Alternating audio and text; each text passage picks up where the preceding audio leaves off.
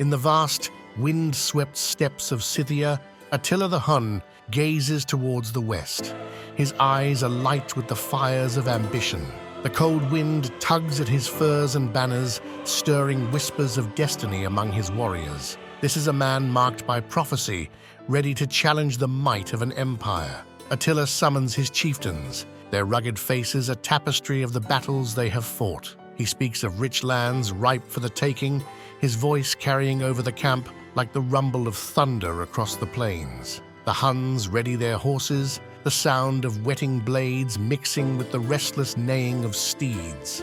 Under a blood-red dawn, Attila's horde crosses the Danube, the river a dark vein cutting through the land. The water churns under the passage of countless horses, the current swirling with the reflection of armed men.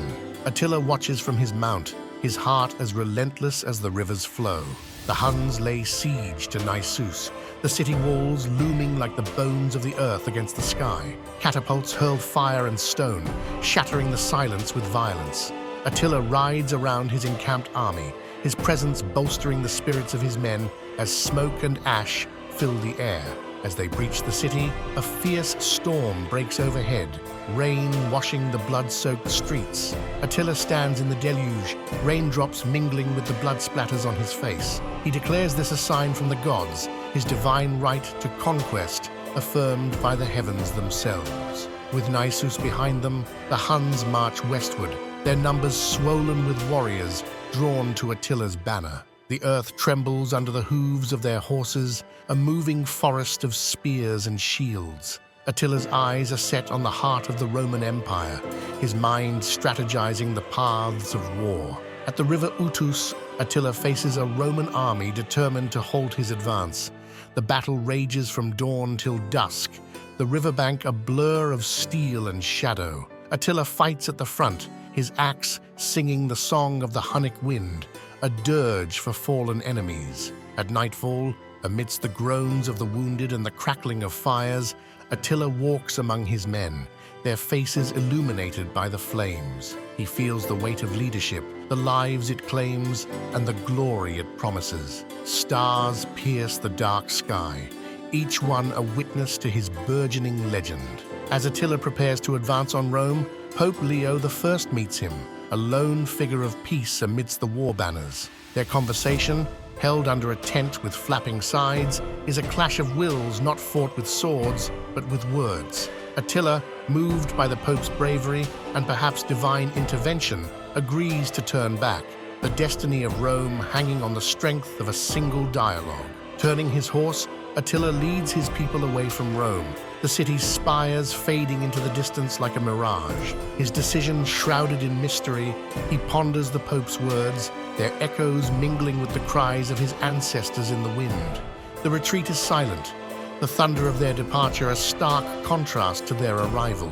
Back in his homeland, Attila rules over a vast empire, the tribes unified under his command. Peace is a strange, almost uneasy companion to the warrior king. He spends his days not in battle, but in governance, ensuring the prosperity of his people.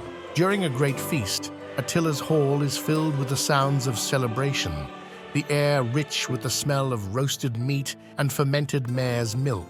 He watches his warriors, their laughter booming, their stories weaving the tapestry of Hunnic glory. Yet, his heart remains restless, ever yearning for the distant horizons. Attila contemplates his legacy, the vast stretches of land he has conquered, the enemies he has subdued. He knows the songs sung by the fire will carry his name into eternity, but wonders what marks he will truly leave on the steps that cradle his people's heart. He understands that empires are more than territory and terror.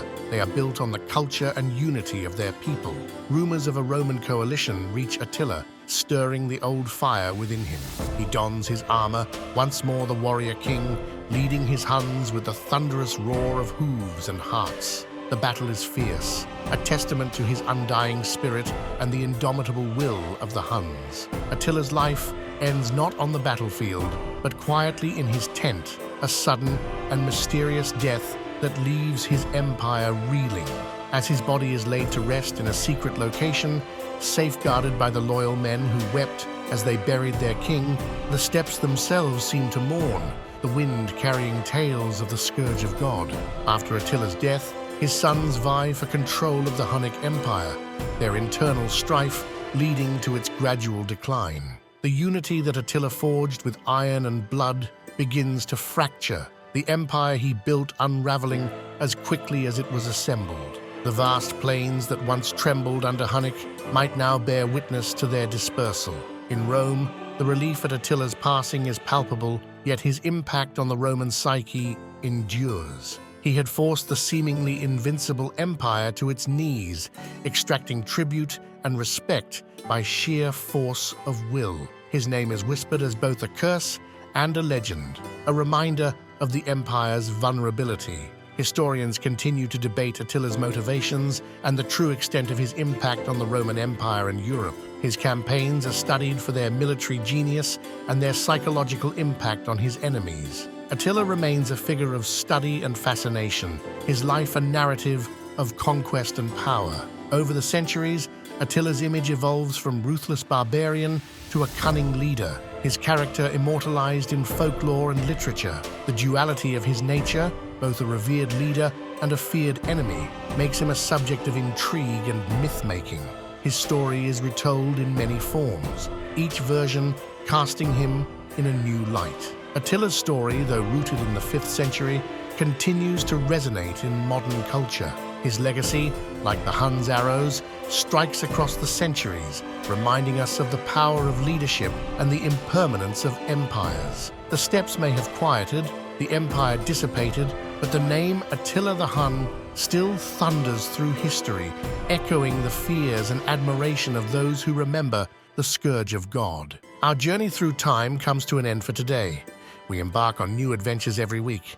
If you relish the experience, please like and subscribe.